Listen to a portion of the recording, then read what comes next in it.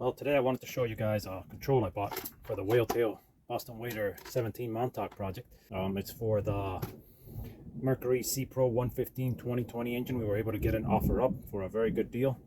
It only has 116 hours, and like the engine, we were able to get this control with the cables, which look very clean. We got the control from another buyer. He had it listed for $150 because it was missing the trim switch.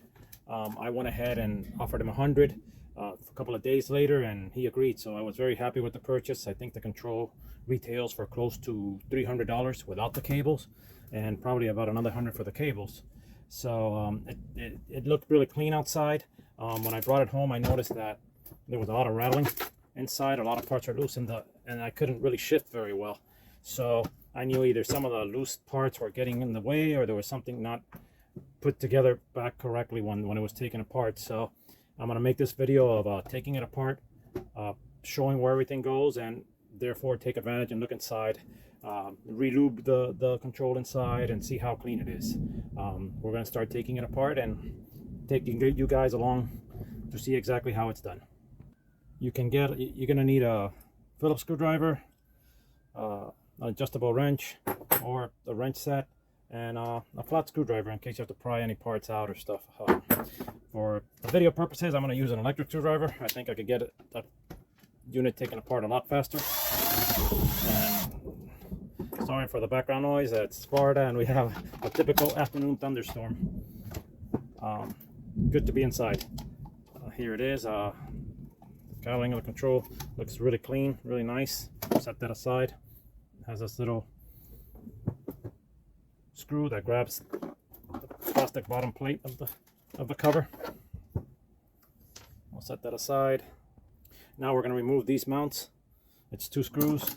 I'm going to set an adjustable wrench on one side. We're just going to take 1 screw out at a time. One is out. I'm going to set it here next to the other screws. Do the same thing on the other side.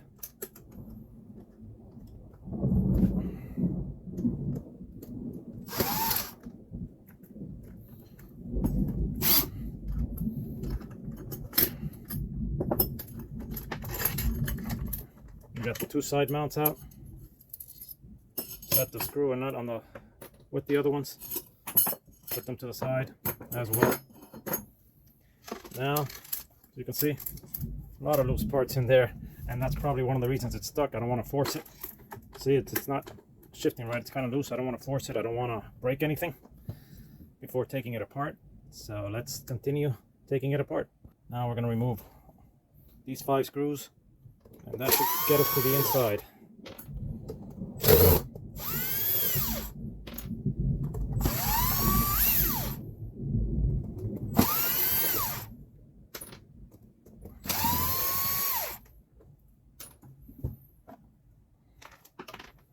We're now to the inside of the control. Obviously, you can see this is apparently is loose. We have a washer, 1 screw,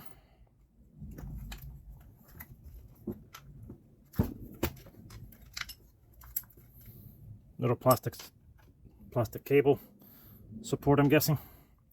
The washer, the screw, 2 screws,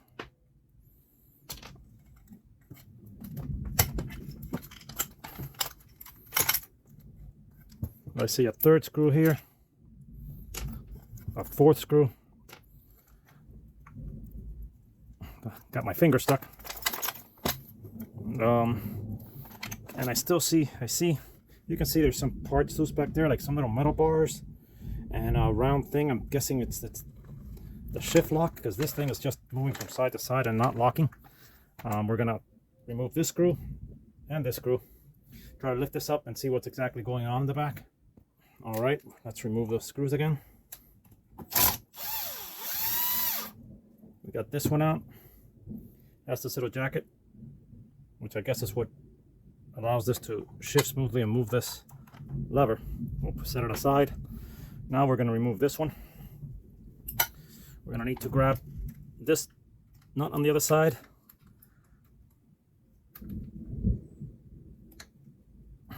Once we have it, we remove the center screw. All right.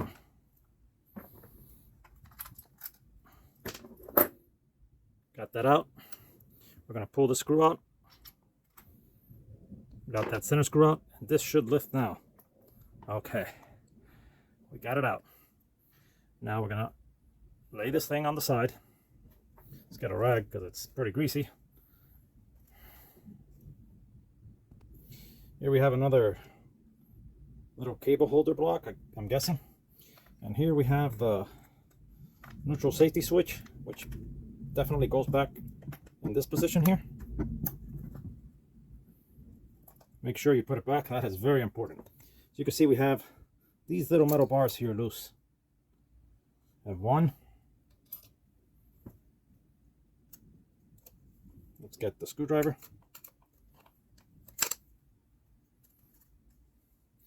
We have this little round bushing, which I'm guessing this is the shift lock. So when you have it on neutral, it locks reverse and forward. I'm guessing this is it. And let's remove the rest of these little square things. Metal. There's another one that's 2. That's 3 and 4. So we have 4 of them. Now, from the way it looks, and seeing that this right here is where it locks, I'm guessing neutral, reverse, and forward. I'm guessing these metal plates, since they're, see they have a bend, are sort of all 4 of them put together. Make up the spring mechanism, if you could call it that, that would push this into this little slot. I'm trying to show you there. I'm guessing this would go here.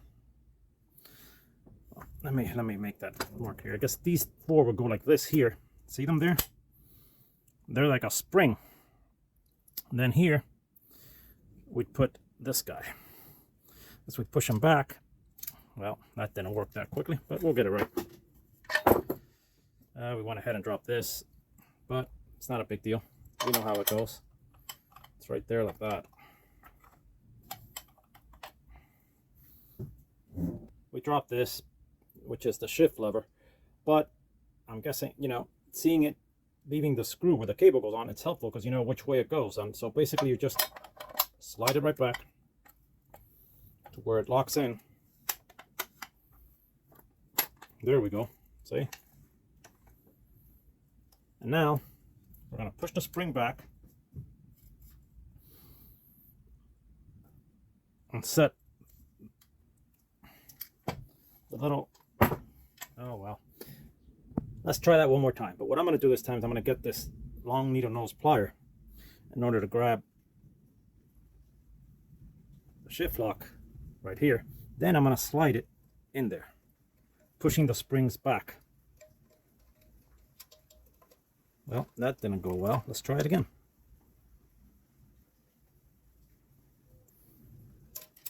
Oh well. Hopefully 3rd time's a charm.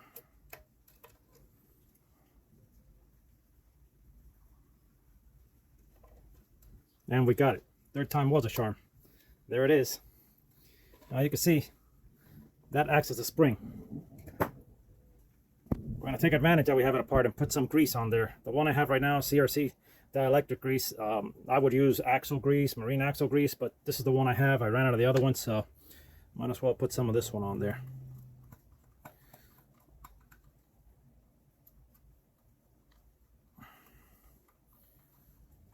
Once this is closed up, it's going to be a while before you take it apart, so ever again, you know, as long as you maintain it, so you might as well grease it up. Avoid it from, you know, seizing up on you. Now we're going to get shift lever here. Try to put it back where it goes.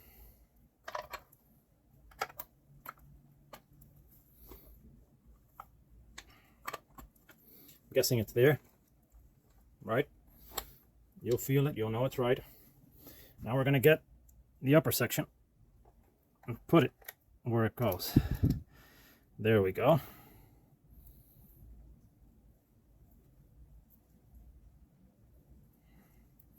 We're going to get the cable, the same screw removed before from this section, put it back in the middle, all the way through. And we're going to grab the nut, pressure lock nut, put it in the back, tighten it up.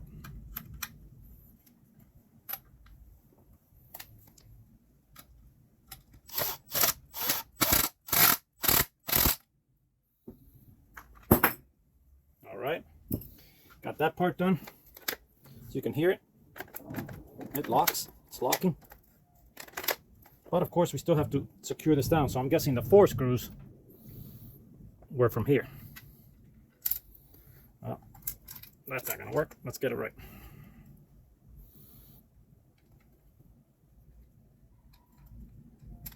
One, got the second one, third, and the 4th. Gonna lock it. Tighten them all back down. Make sure you don't over tighten them. I'm not putting pressure on the drill so that it slip before tightening too hard. That is smooth. You can see shift cable. Shift cable. Everything. Oh, the shift cable's not moving because we still have to put this section, which we're going to do now. Okay, and right here we're going to go with this. This washer we found would make a lot of sense to go here because it would hold the other section down when it tightens it, and it would allow it to shift smoothly. So let's get that back on. Here we go. There we go. Forward.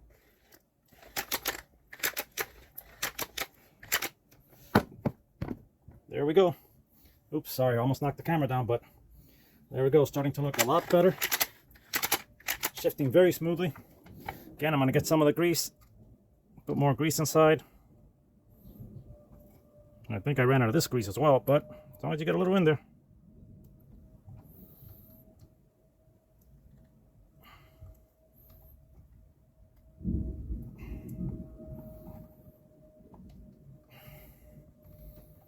It'll go a long way. When I put the cables, if I get some more of my gear grease, I'll grease it up some more as well. So now these little things that were loose are the ones that hold the cable in place. I'm guessing we'll get to that when I put it on the boat, and I'll show you guys how it goes. We're gonna build it back now. We're gonna see, I forgot this, so we're not done yet. We'll take it apart again. They say second time is a lot easier. Well, maybe it is.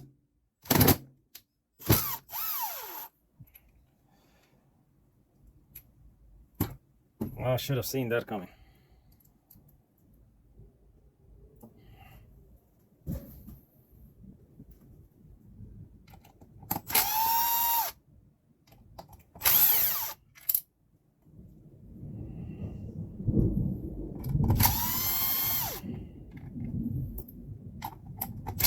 If there's something you don't want is your boat to start while you're in gear. Happened to me with a small, tiny boat once at the marina. It's a 13-footer. And there weren't that many people around, so they didn't see me. And thank God the boat was tied, but it knocked me to the floor. And the boat just kept going till the rope just didn't let out, and I was able to get back up. And basically turned the motor off. After that, I said to myself, I gotta make sure that never happens again. And got the kill switch on that little outboard. I mean the safety neutral switch. And never had that problem again, but it took a big scare. A big scare. And again, thank God the boat was tied down and I didn't go up the ramp. Could have been a lot scarier. Now we're just gonna put it back. We've done this process before. It's just repeating the steps we did before. at least you get to see it again. I'll probably fast forward this section since you already saw it and don't want to take too much of your time on. Again, if you want, tighten them loose, then come with a manual screwdriver and tighten it a little more. But you don't want to tighten it with this too much because you don't want it to actually break this plastic part. So just take it to the bottom. You want to save time like that. And then just tighten it with a screwdriver.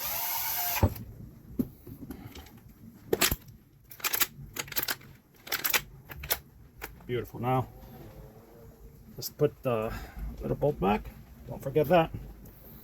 Control will definitely go loose on you if you forget that.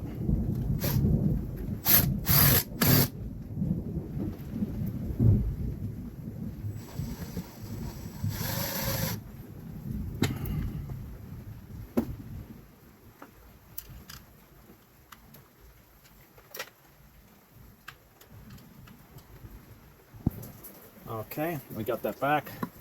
This center screw in the back, it's square, and the square comes out of here. So at the very end, you're gonna have to tap it in so that the square section goes in here, and then you're gonna have to tighten this back bolt through here. But if the square section doesn't go in right, view how much has to be sticking out so you make sure you got it right. Because if it's, and that this is flush with the white part, the screw. If it's a little lifted, that means that the square section of the screw has not gone into the little square cutout here. Simply tap it with a rubber hammer or the back of a plastic screwdriver. Once you have, till you see it in, once you see it stick out this much, you should be able to tighten it from here without it spinning. And once you have it tightened up, that's it. Switch locks and shifts and accelerates smoothly. So, yep, great deal. Saved about, from what I believe, about $200, and can't wait to. Oh, I'm going to be doing a video of putting the replacement trim switch. You could get it at Amazon for, I believe I paid $15. So what I did is I went ahead and bought two. I don't know if that's cheap. If they're cheap or expensive, I really don't know. But at that price, I figured if I get two, since I had saved so much on the control, if they are really cheap, at least I'll have another one. Again, with this motor, it's not a big deal. If I lose it here, I still have it in the back, so I can still trim it in an emergency case where I've lost this one. But you know, just in case, I don't know if they'll discontinue making the part or not. They usually do that, and that way I'll have an extra switch. I'm not going to close it up in this video because I'm going to be installing this switch on another video and showing you guys how to install that, as well as when it's installed on the boat, the complete rigging on the boat. I'm going to be showing videos on that too. So something it took me a little figuring it out to figure out how they went. I couldn't find the schematics. If you have them, you should have no problem. I couldn't find them, so I had to go this route and figure out where they went. Anyways, I wish you always the best, and one love.